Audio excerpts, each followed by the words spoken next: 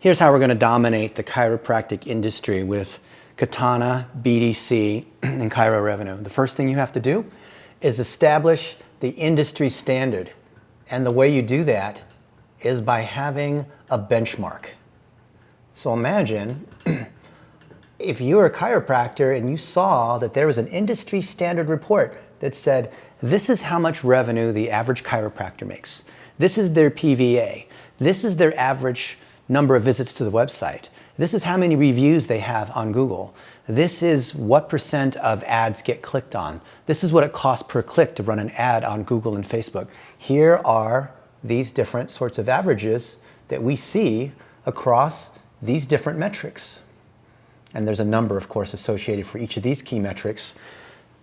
If we know that this is the standard, and let's say this is powered by Katana data, and then we ask, hey, would you like to see how you're doing and how you score? Wouldn't that be perhaps the most interesting, most authoritative piece of content that if you're a chiropractor, you would want to be able to see? So this is public data. Now, when they click, yes, I'd like to see this, then we're going to go through Oauth, which is a one-click authentication to say, give me access to your Google Analytics. Give me access to your Facebook. You know, when you click on anything where you log in and you use the Twitter credentials or use the Google credentials, and it says, this app was not made by Facebook, but would like to have access to your insights, to your ads data, to your posts, to your email address.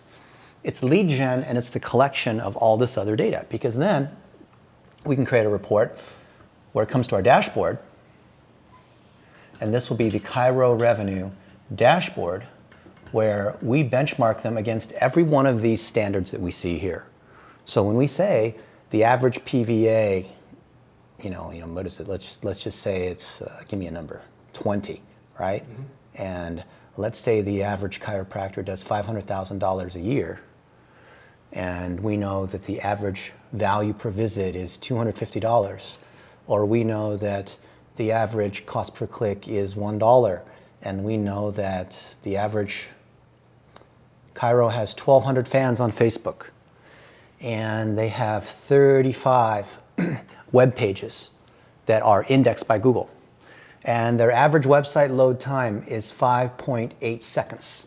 You can imagine how all these different benchmarks are, and then against these same benchmarks, we're showing them how do they do, right? Now, some of the numbers they won't have.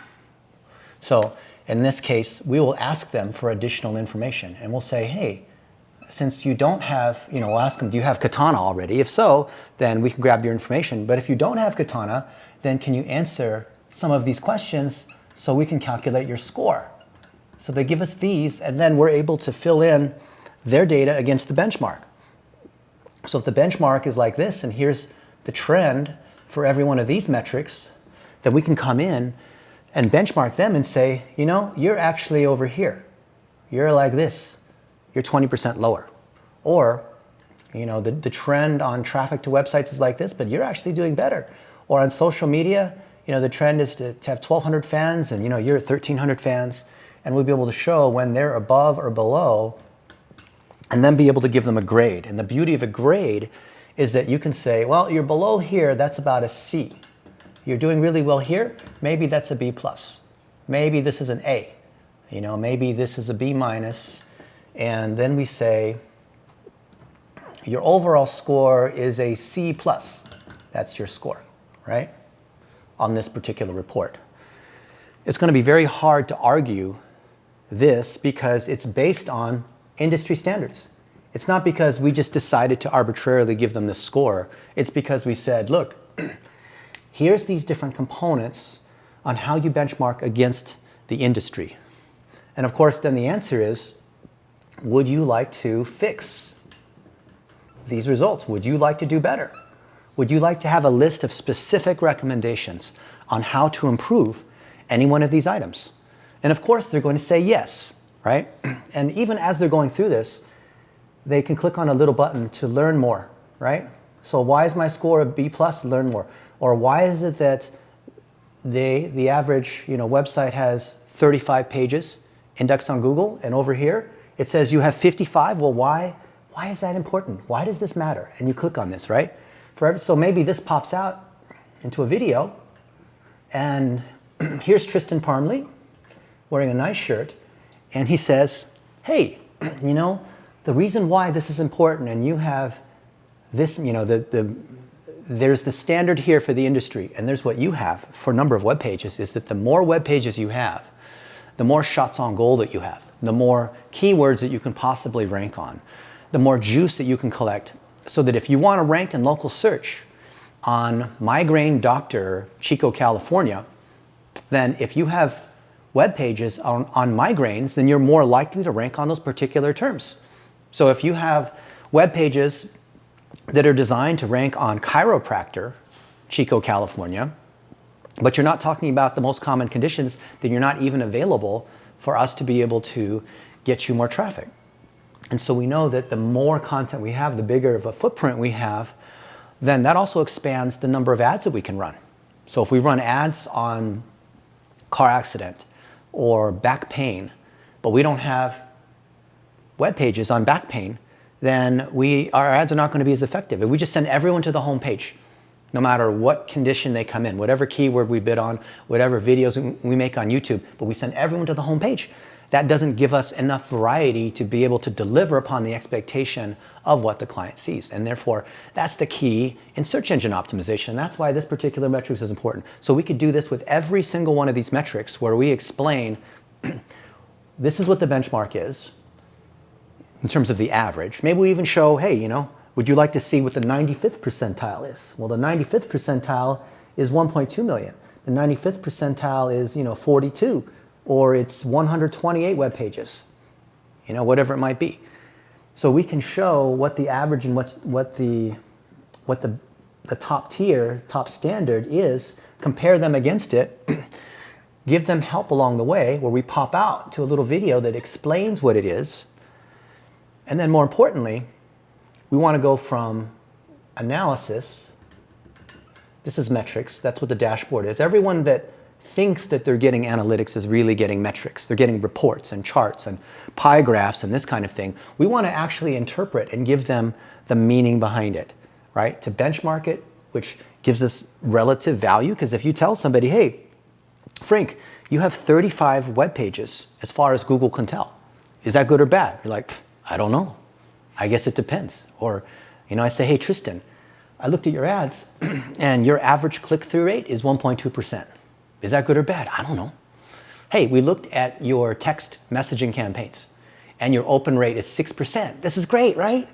Well, it depends. If you know the average is 15, then 6% is not very good. So this allows people to see in the most basic level analysis, how are they doing against what we consider to be a good standard just for marketing in general, what we consider a good standard against other people in the industry. But all of this doesn't make any sense, doesn't really matter unless we can take action to be able to fix it. So the point of moving from metrics, which is the numbers, business numbers, troubleshooting numbers, to analysis, which is explaining the context behind that number and why is it important to increase our PVA? Why is it important to get other channels working? Why is it important to be on Twitter? Why is it important to be able to grow our email database? Why is it important to do email or just general patient reactivation, right? And then to be able to fix that, right? The analysis is telling you, so what? Why is this important from a business standpoint? Then we want to be able to have action. And what we want to do is make everything up to here free. Why not? It's like a free auto doctor consultation where no one has to talk to anybody.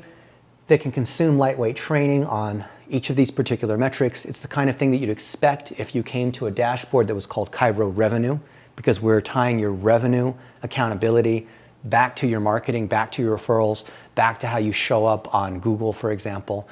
But now, if you actually want to do something about this, this is when it gets interesting, because you've already given us this Oauth data. You've given us some survey-based data that we've asked you, because maybe we don't have Katana. Maybe you're not in Black Diamond Club. Maybe you don't know what certain terms mean. Maybe you don't have access to your WordPress or to the website backend, so we can't capture the actual data here on what the most popular web pages are or things that we would need to see to if we had access to your site data. So now you come to this dashboard and This is something that I've never seen done before in the industry. But I've been thinking for 20 years that this would be something very popular that other people would want to be able to mimic. So consider this. We have the benchmarks, which is where you are in any one of these metrics and where you should be to be a high performer, so that overall we can increase the revenue that you have for your practice. Because ultimately we're business owners, but most chiropractors they're good chiropractors, they're lousy marketers, and they're horrible business people because they don't understand the business side of things, which is how to make money, right? Because they think it's about selling or whatever their idea of sales and marketing is. So if we look at their data and we look at as an example, their sales in November 2020. And let's say, for sake of simple math, that it was $80,000. And this is obviously a fake example, but let's say the next month, their sales in December is $100,000. Well, you'd want to know, what is it that caused us to go from $80,000 to $100,000?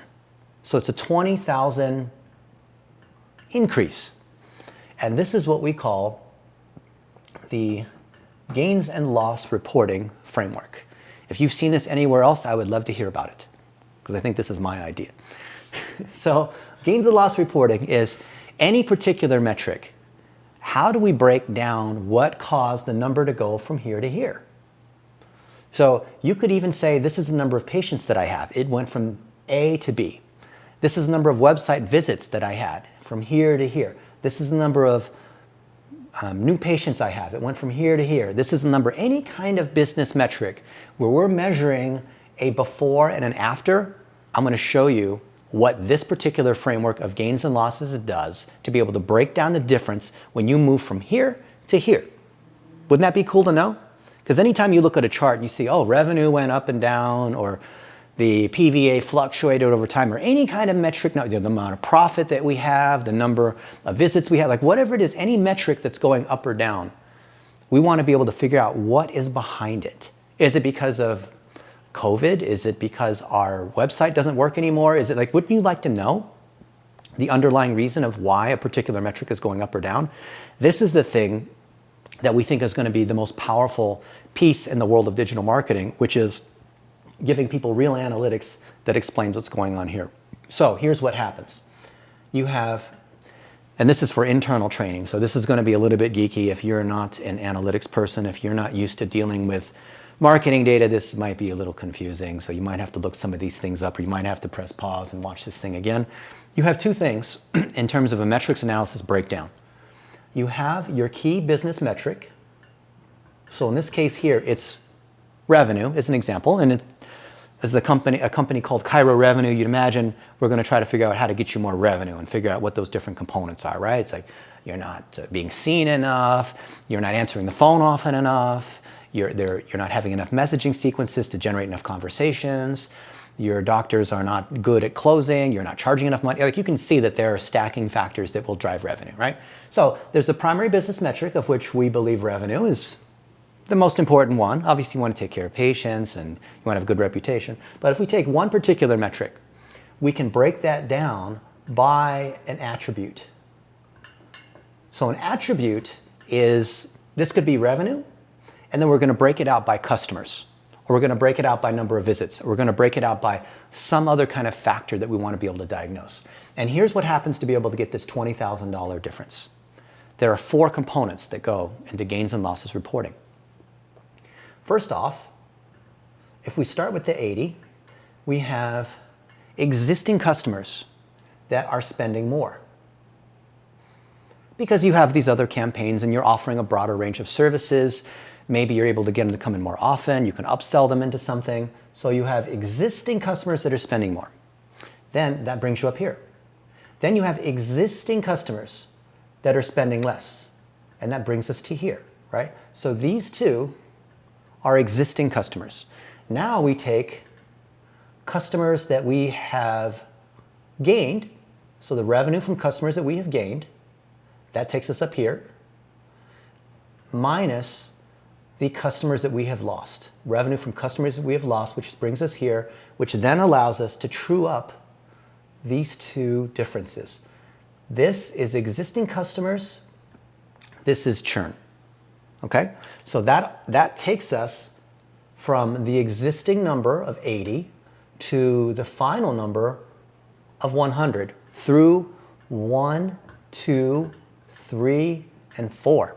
You follow me on this? You can break everything down into these 4 particular components. Now, the beauty of this from a marketing analytics standpoint, whether you're a software company or not, is each one of these 4 you can create a list against. So I want a list of all these customers that have spent, existing customers that have spent more money with me.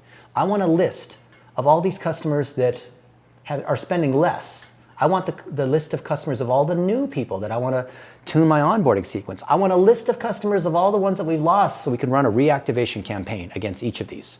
So then if I pull out each of these segments, here's segment 1, 2, 3, 4. This is a list. What do you do with the list? You have a particular campaign treatment. So campaign treatment 1, 2, 3, and campaign treatment 4. And that's what happens with smart, data-driven, trigger-driven marketing. Now, this is what we have with revenue, but we could compare your revenue for your practice versus the benchmark, right? So maybe we can, instead of this is month to month, we can say this is for the whole year, and we see that for your practice, you did 500,000, and we know that the benchmark is 1.2 million because that's where you want to be. What's the difference from here to here? We can break that down into the other metrics that we see back over here and be able to say, so remember how we said you're above and below in these particular areas? And here's how it results, and here's why each of these metrics fit together, because we know that in a revenue funnel, right, at the top, we're driving this amount of traffic at the top, right, that's coming into this funnel.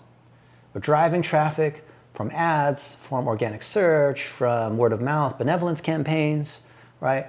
So that's awareness. Then we're having conversations, which is consideration. We have engagement. We want to collect new phone numbers. We want to have these text messaging campaigns. We want people to come to the website and read the blog. We want people to register for a webinar, right? Or a workshop or some kind of deeper level of engagement. And then we want to be able to convert them.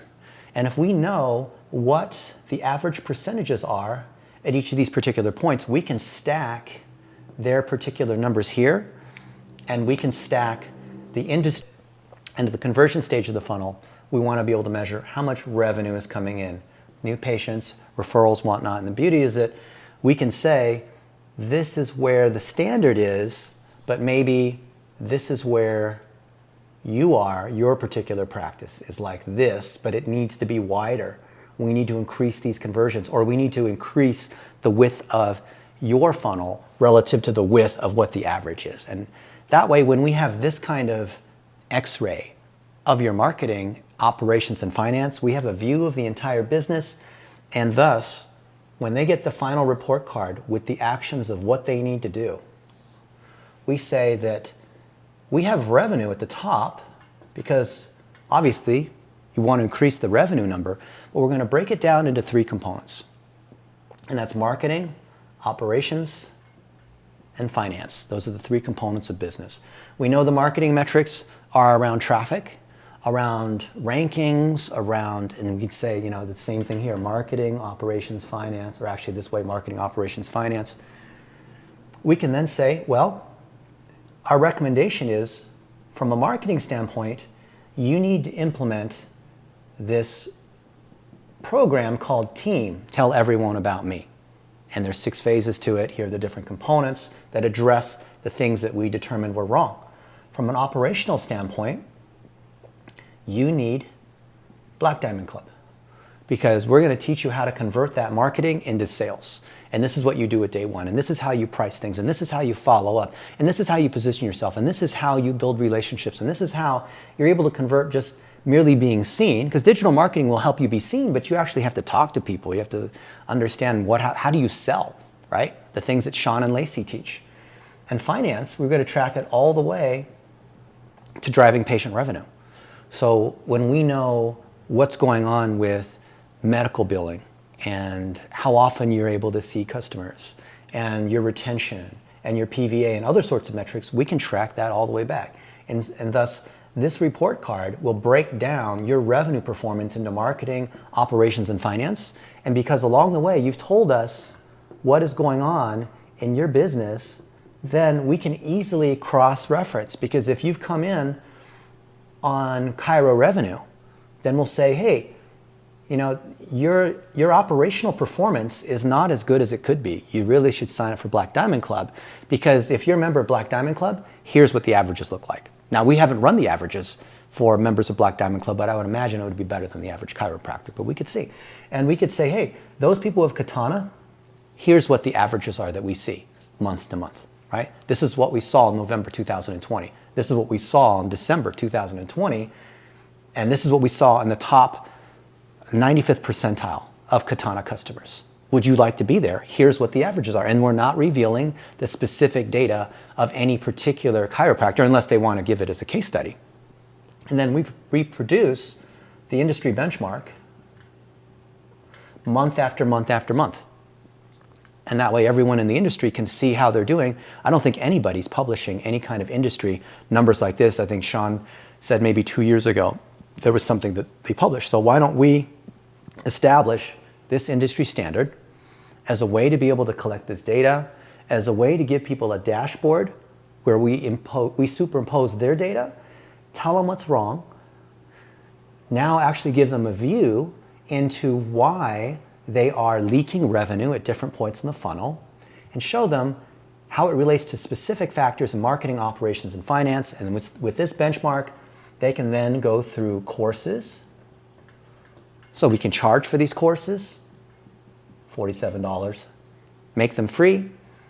And if they go through courses, then they're probably going to come in and want to buy packages, because then they realize that, wow, this stuff is really a little bit more difficult than they thought. So they might sign up for Chiro revenue. They might sign up, you know, $100 BDC. They might sign up for different packages in Katana, you know, what is it, 700, right?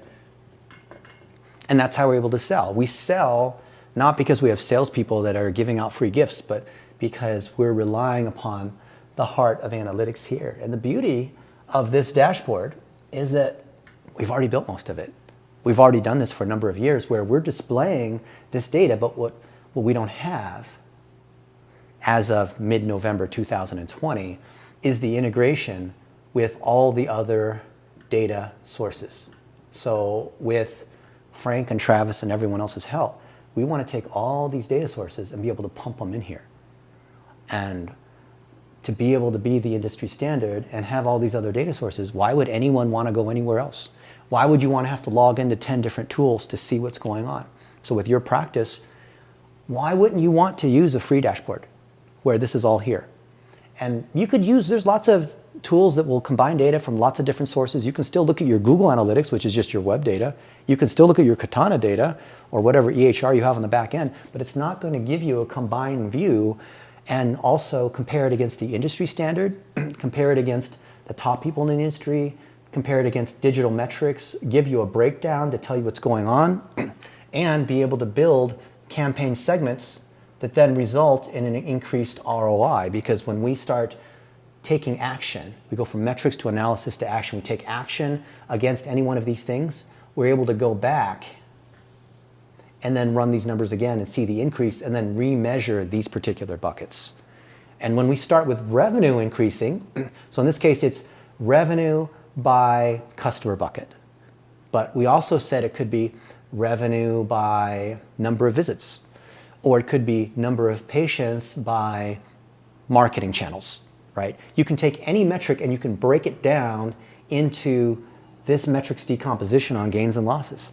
So if we know what metric we're hurting the most here, we can show just this metric as their dashboard. Of course, we want everyone to start with revenue, but every particular practice is going to have a specific combination of things they need to fix in their marketing, operations, and finance. And that's why when they see the combined package of how Katana, BDC, and Chiro revenue are working together, then they don't feel like they're working with multiple vendors. They feel like they're working with a team that is using a consistent, integrated system. And that's where I believe we have loyalty, we have retention, but it takes a lot of effort to build these kinds of things. The beauty is, I don't see other software companies or agencies trying to do this kind of integration.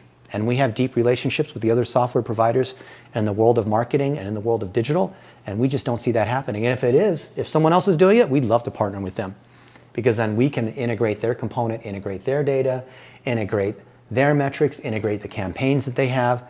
And like Frank was saying earlier, it doesn't matter what tools are executing the campaigns. It can be, let's say, for example, one of the things that we're doing is we're finding what content, so let's say, this is how many visits we have to the websites. So we can take any metric by any attribute. So the number of organic visits that we get because we rank on Google in the 3-pack local, so someone types in chiropractor, Fort Worth, Texas, right? And we went from 80 visits to 100 visits in Google. And then we want to break it down by content, because the more content we have, the more opportunities that we might have. And then let's say we break it into these 4 different buckets of content and we isolate the kind of content that's working the best. Maybe the campaign is simply to take our video content that's been working well on YouTube and Facebook and cross-posting it to websites. Or maybe it's taking a YouTube video and turning it into a blog post. See, this is an example of taking something that's working. In this case here, number 3 is the one that's really working for us. How do I get more out of what's already working? How do I kill things that are really hurting us, right? This number 2 in this example is hurting us. So I want to try to cut number 2, I want to try to increase number 3. And how do I do that? Through these campaigns, which really are tasks. And a task and a campaign are synonymous, because a campaign is an action that you're applying against a particular set of users. So imagine that the task was to cross-post. I'm going to take my top performing videos on YouTube, YouTube's part of Google, and I'm going to turn them into blog posts because I want to get more traffic on Google, right? This whole system, the idea of the social amplification engine is, I'm going to take any particular metric that's working well, try to get more out of it. I'm going to take anywhere where I'm losing and try to figure out how I'm going to stop the bleeding. And the minute we have access to their data, we're running these campaigns directly to seek and fix against these particular metrics. We provide them an ongoing report every month, and we provide a human touch from someone who cares about them.